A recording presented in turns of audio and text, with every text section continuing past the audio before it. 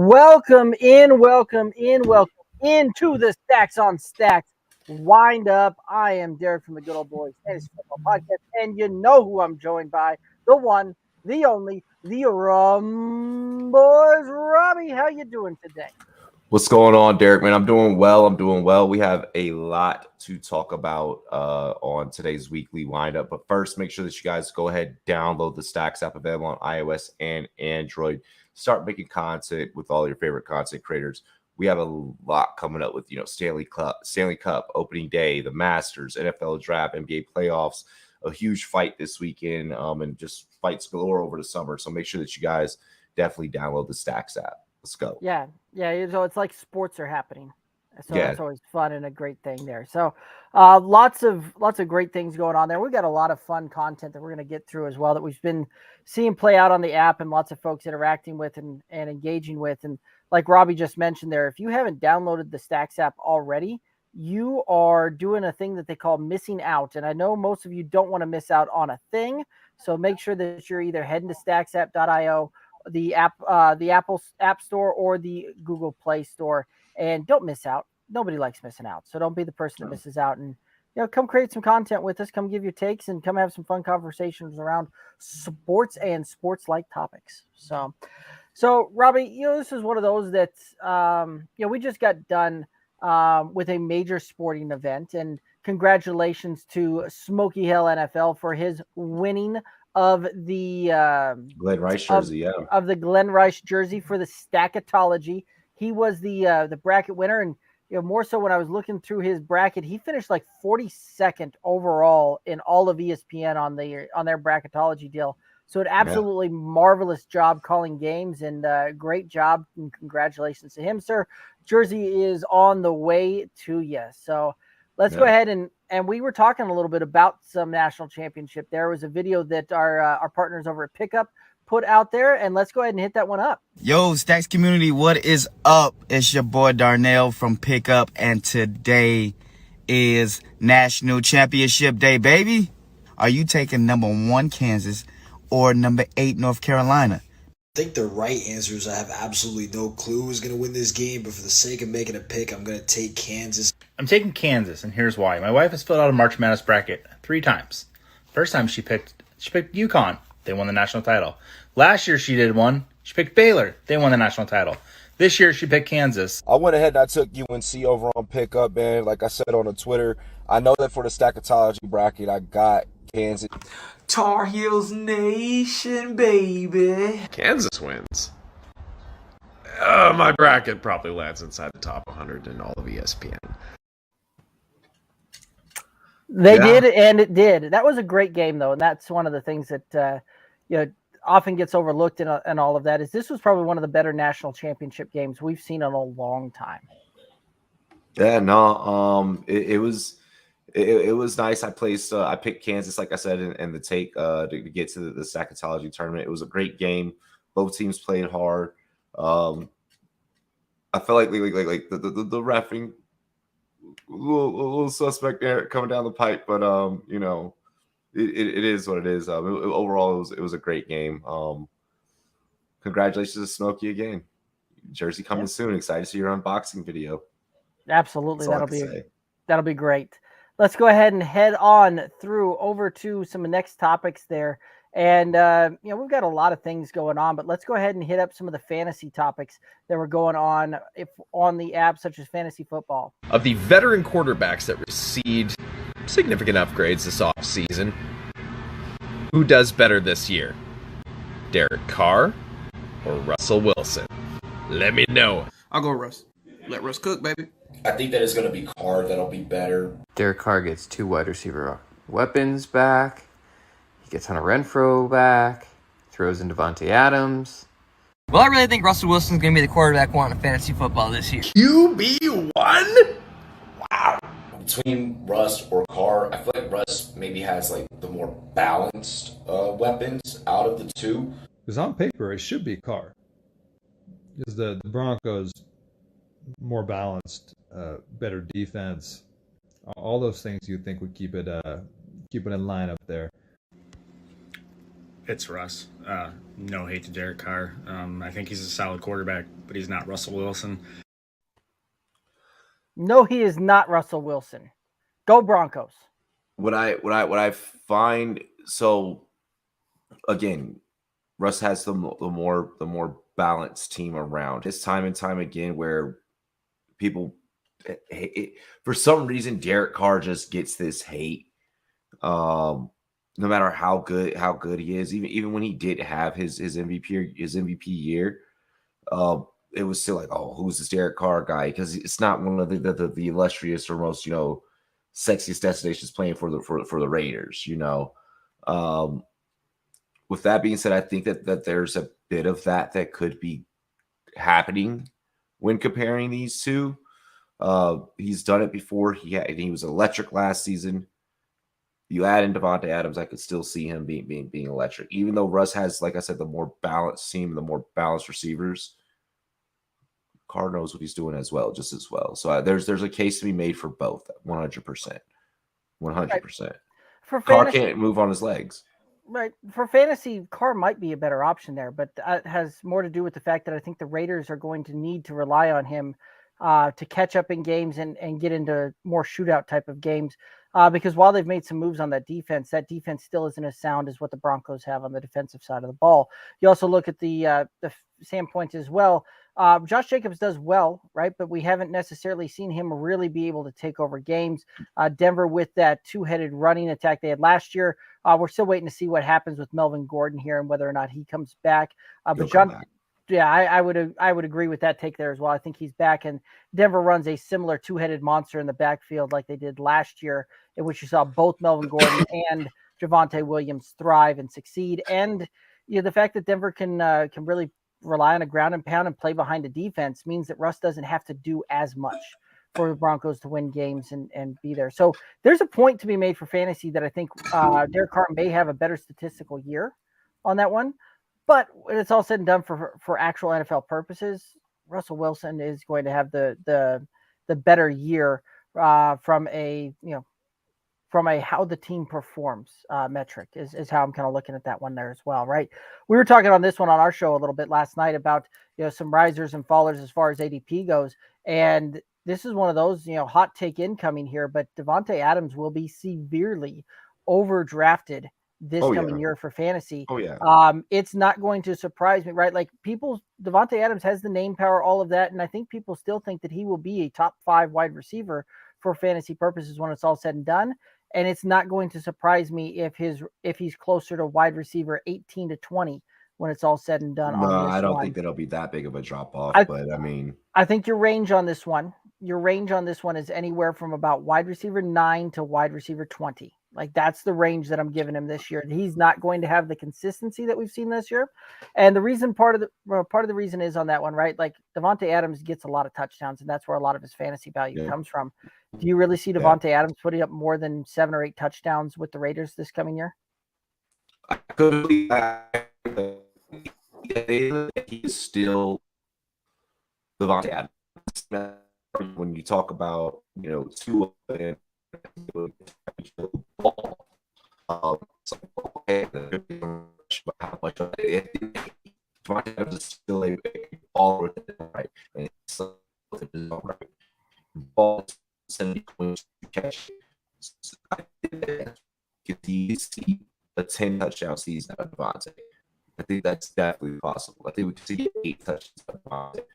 It's definitely possible. So, Robbie's got robot voice filter going on there. It sounds like, but I'm catching your drift there, thinking that that you're saying that it's certainly possible, and I could agree with you that it very well may be possible for him to get there. I just think that the path for him being an elite tier wide receiver this year is certainly much more difficult, and I think that the range is going to be back half, back quarter wide receiver 1 into wide receiver 2 territories for him. So, but yeah, while we're rocking and rolling through that, we're going to go ahead and head on into another NFL topic here, very fantasy related here, and let's go ahead and talk about some Tua. Do you think that with all the upgrades that he's had this offseason, that Tua is going to be a top 12 quarterback or not? No, I don't think Tua becomes a top 12. So this team has got speed on speed on speed. But he will be top 12. Nope. Tom Brady's going to pull some crazy shit and get traded to the Dolphins. Sam, keep my man's name out of your mouth. Tom Brady to the Dolphins. Top 12, not signing up for it. So this is going to be a put up or shut up type of season for Tua. Randomness in fantasy football. So Tua could definitely do it. Realistically, I think we're looking at somewhere between 12 and 15. The fringe QB1. Really, I see his range of outcomes anywhere from 10 to 15. So, yeah, this is one of those that, again, a very kind of hot topic there. Any thoughts on that one?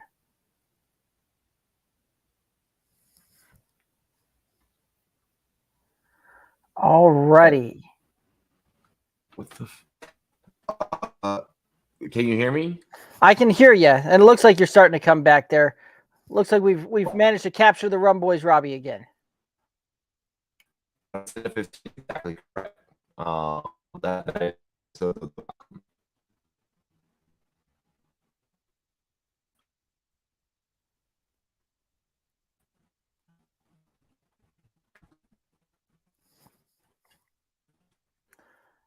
Alrighty, so it looks like we are experiencing a little bit of technical difficulties there, but as far as Tua goes, and Robbie, I see you moving around there again, and maybe we can try this one again. There, are you? I said Tua should be 15 range.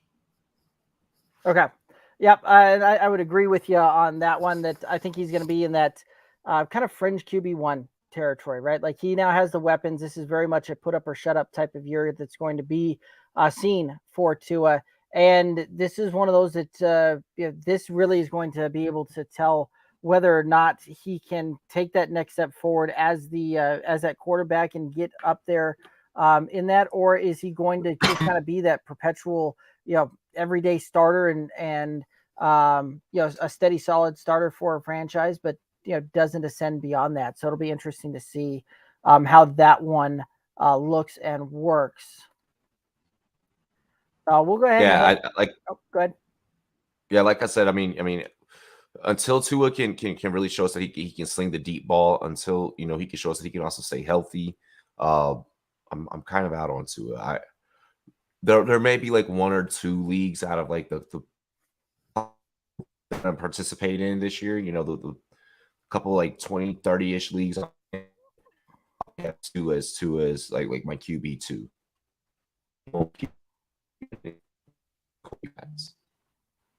Yeah, I would agree with you. I think that QB2 is in a super flex is probably about the way to go, or even a third option for those super flexes. Just that guy that break glass in case of emergency type of player there. So we can certainly see how that one comes to play there.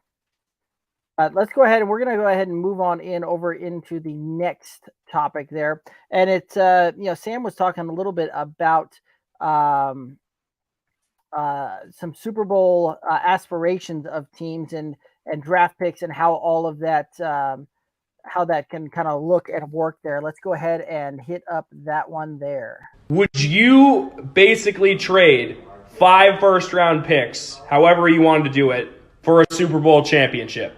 Let me know what you think.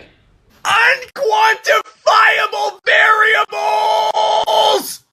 Sam, the answer is absolutely and unequivocally yes. The answer is no, and that's why he said it, is because nobody in their right mind is going to pay that for any player, and there's still no way to guarantee a Super Bowl win, even with Tom Brady on your team. I disagree. I think every single year that Tom Brady is still going to play in the league, every other year he's going to win the Super Bowl. How many picks have the Cleveland Browns spent trying to get a quarterback and win a Super Bowl? Come on, 5 for guaranteed. The issue is you'd have too many takers. Every single team in the NFL would raise their hand and give you those 5 picks. If it was guaranteed, yeah. So yeah, I don't know that I necessarily agree with Derek's assessment there that every team would be looking to do that. Simply from the standpoint that it's all around a quarterback and trying to win a franchise, win a Super Bowl as a franchise that way. And when it's all said and done, as far as that goes, when you're looking at at that, you've got teams that certainly have their franchise quarterbacks, and they're not going to give up five first round draft picks and sell the future to try and bring in a franchise winning or Super Bowl winning franchise quarterback, when many of those cases that team already thinks that they have those. So very interesting thought there. It would have to legitimately be guaranteed. Mm-hmm. Like it has to be you do this, you automatically get a Super Bowl. That's the only way that I'm doing that. There's too many variables in trying to get a Super Bowl. I'm not playing that game. Yeah, you need a good defense, you need good offense, you need and that's one of those that just solving that one variable, right? Like I love Smokey's take at the beginning where it was unquantifiable variables. Yeah. Like it's just, he's absolutely right. There's too many moving parts there to guarantee a championship off of one player coming to a team. This isn't like the NBA where one player can drastically swing a franchise's hopes and their contention on a single season. Just because you bring in a big name quarterback or a big name free agent, oftentimes that doesn't necessarily mean immediate success. And that's why, kind of like Sam going with the approach of, Tom Brady. At that point, you're just like, oh well, he's the greatest of all time. He's the most Super Bowl winningest quarterback of all time. There's other angles that you could take. There's just too many variables. So one player, like you said, one player does not do it. Right. Such as every one of those Super Bowl teams that he won on had phenomenal defenses. Amazing defenses, amazing special teams. They had all the pieces put together. Like he had good balanced offenses, like good balanced receivers. I mean, the running backs that he had were very well decent and stayed healthy throughout seasons. Like there's a lot of factors that go into that. Absolutely. So, spring training is spring training is going on and opening day is right around the corner. So it's time to get into some way too early type of projections here, but let's go ahead and try our hands here at some MLB MVP. Way too early MVP prediction. In the NL, I'm going Juan Soto. AL, I'm going to go with Giancarlo Stanton. In the National League, I will go with my own Manny Machado. For the American League, your favorite, Mike Trout. Mike Trout is not the best player in his own team anymore. I can't wait to see a healthy Mike Trout. Yeah, my vote's for Shohei. National League, Mookie Betts. There's no way Shohei Ohtani doesn't win it again in the AL. Just no way. In the NL, I'm going to go with Pete Alonso. And in the AL, I'm going to go with Vladimir Guerrero Jr. Definitely won't be Giancarlo Stanton. It will be Shohei Ohtani. Well, if you look at the Vegas odds, they've got Juan Soto as the favorite at plus 280. For the American League, I have Vladimir Guerrero Jr. I agree with Johnny. And for the National League, I have Fernando Tatis Jr. All some great takes there. What are your thoughts? I feel like Shohei's the obvious choice, so I am gonna ride on the Shohei train. I just feel like there's no way. Mike Trout may not be the best person on his team anymore. He is still one of the most electrifying players in baseball. So I want to make sure that when people hear that in like the comment section, don't worry, I rebutted that one. For the NL, I feel like I want to go. I want to go.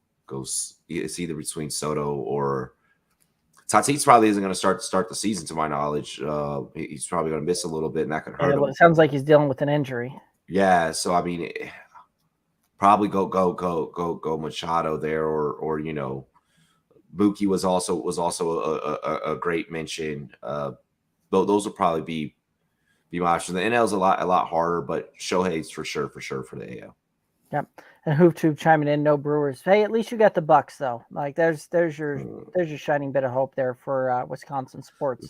You guys were hot for a minute, and then Yelich just kept getting injured, and it's just So, yeah, an interesting one there. And baseball is an interesting thing in itself, where you see a lot of it's certainly a marathon type of sport there. Simply from the standpoint that they play 162 games and. Who can stay healthy for it? Who can produce over the long term of that? it really makes things interesting there as well. One thing I always thought was interesting there too is what if you had, instead of having a AL and and an NL MVP, what if like every other sport, you had one MVP for the entire league there? That was one of the things that always kind of stuck out to me there. And I get it that there's some differences there, right? The AL had the DH forever, and all of these types of things that play into it to the point where to make it more fair, you've got to go that route. But just an interesting thought there is, I would want to know is who would they ultimately select if they could only select one for the entire league? Like that would be the deal. And I bet you that'd probably be a Shohei Ohtani there. Tube chiming in there. It's with Yelich bounce back season. We've got 2 MVPs on the Brewers now. You do. Yep, McCutcheon, yeah, that is there as well. Jay's for the AL East says least defense. What's up, Tree? Y'all, hey, Vlad's gotta put in the work for y'all to get you there. Right. McCutcheon and Yelich in the outfield with that pitching rotation. This is our year. For those that follow Rum Boys content for a while, I did a lot of play-by-play back in the day. I'll probably get back into doing that and doing that some more for you guys for like baseball and shit. Yelich was one of my favorite players about like 2 years ago. And then of course, I mean, Shohei just came out and started blowing everyone's backs out. But I mean, if he can get back to prime Yelich, like I don't think that we'll get that because of the injuries, but if he can get somewhat back like 80% Christian Yelich, yeah, you got to look out for the Brew Crew. The Brew Crew can make a serious push.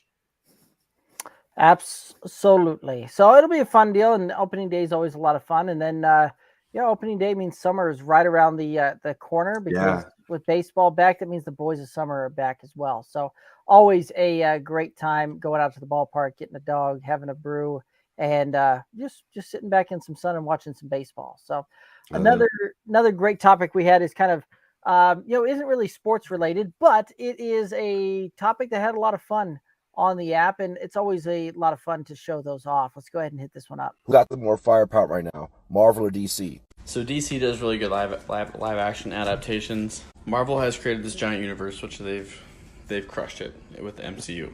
As a Batman fan, of course I'm gonna ride with DC. DC animated is spectacular. DC has the better animated series stuff. Why not take that talent and adaptate that into your live action stuff so that you can compete? Doom Patrol, that is absolutely phenomenal. So I got to give the nod to the MCU because I got kids. The family-friendly nature of it is great. DC does beat Marvel when it comes to animated. It's Marvel for me. Isn't even close. Next question. I made my point pretty clear where I stand. Yeah, exactly. So for me, and like I feel like when it comes to breaking down like comics, it's just like superheroes, just this overall like nerd type of shit here. You do got to look at the different compartments, that each one does. I like DC Comics better. Like if I'm going to sit back, I'm gonna read comic books. Like I feel like DC Comics, because of that darker angle, especially when you got like characters like Batman, villains like the Joker, Spawn, Deathstroke, like getting that darker anti-hero type of vibe is dope. Their comics kick ass. Their animated series kick ass. Why can't you make a movie? Is beyond me. How is it that Green Lantern mid, the Batman movies are the only thing that from like a cinematic like actual movie production standpoint are the only things that probably keep the DC universe afloat. You tried two Suicide Squad movies, both pretty much shit.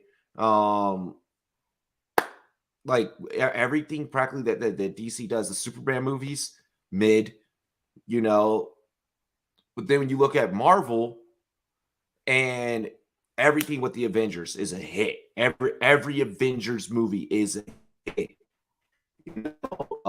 Spider-Man's fire. They even did justice to the Fantastic Four. And like Mr. Fantastic is like the lamest superhero ever. I mean, you might be able to please, some other areas, but I mean, hey, it's just it's difficult how one can be better in certain areas, but just like suck and just you're the biggest grossing billion-dollar, multi-million-dollar income that you could have through movies just does nothing for you. You know, Right.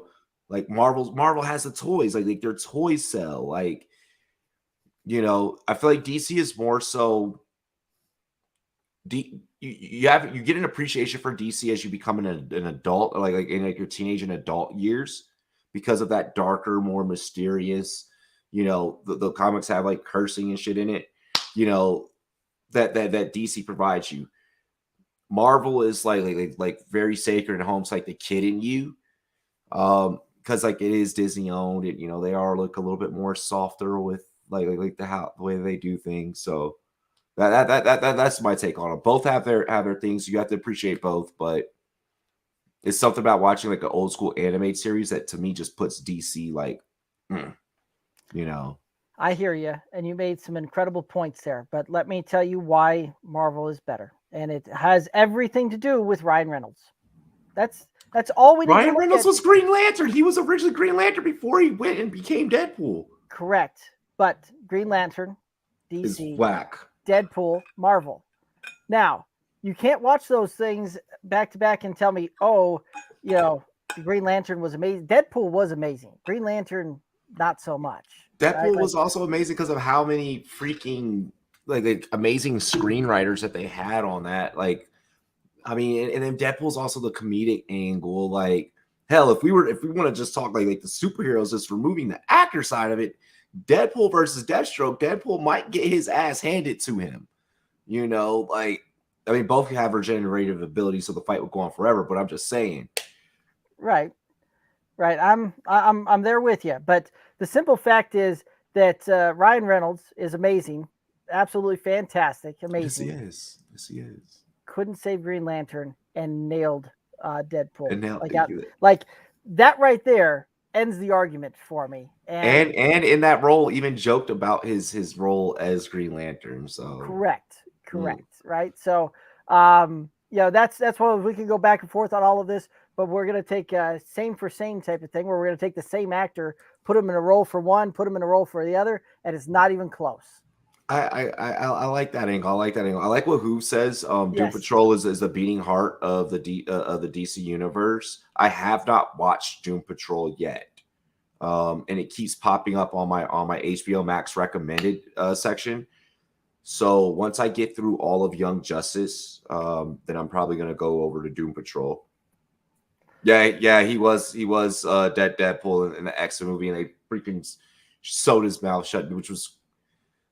Makes no sense because Deadpool, you read Deadpool comics because he talks shit. Like, right. He's funny. Like, he breaks the fourth wall. So, like, sewing his mouth shut in that movie was just completely, like, Stan Lee's somewhere freaking rolling in his grave when they did that. Peacemaker was amazing for DC. It was pretty good. You have to get through, like the first, 3 episodes and realize, like, oh, like, he's actually not a racist. But, yeah. So, it's always fun. And that was one that...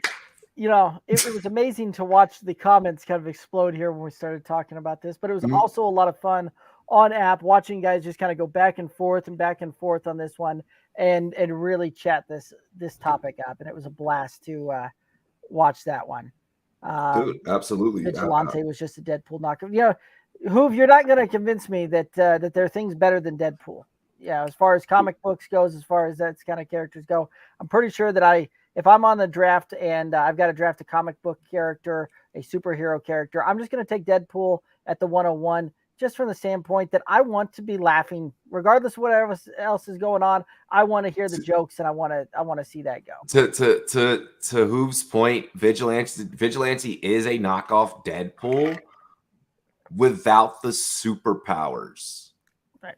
Like he's because like he got his toe ripped off, bro. Like, you know, so yeah. He's definitely a knockoff Deadpool, just without the regenerative abilities. I told you, I'm a nerd. A lot of stuff is going on the Stacks app, ladies and gentlemen. Nerd talk is going on. Of course, sports talk is going on every single day. We're debating all the hottest topics throughout sports. each and every single day. Gambling talk going on. Make sure you guys get over there. Tell some of the greatest minds in sports gambling. Have some fun with that. 1-800-GAMBLER if you have a problem. And then also we got there's been some gym talk lately going down on the app, for all the gym bros, the gym bros and gym chicks out there. So like we're growing. Stacks is becoming a place where you can express yourself in every way that you want to. So yeah, make sure you guys download the app. Link is in the description. Stacksapp.io. Available on iOS and Android. Look for the blue flame. It's that hot. Love it. That's going to go ahead and do it for us. Like Robbie just said, download the app. Come join us and debate us and join in some of these fun conversations. Absolutely always a good time. He's Rum Boys Robbie. I'm Derek from the Good Old Boys.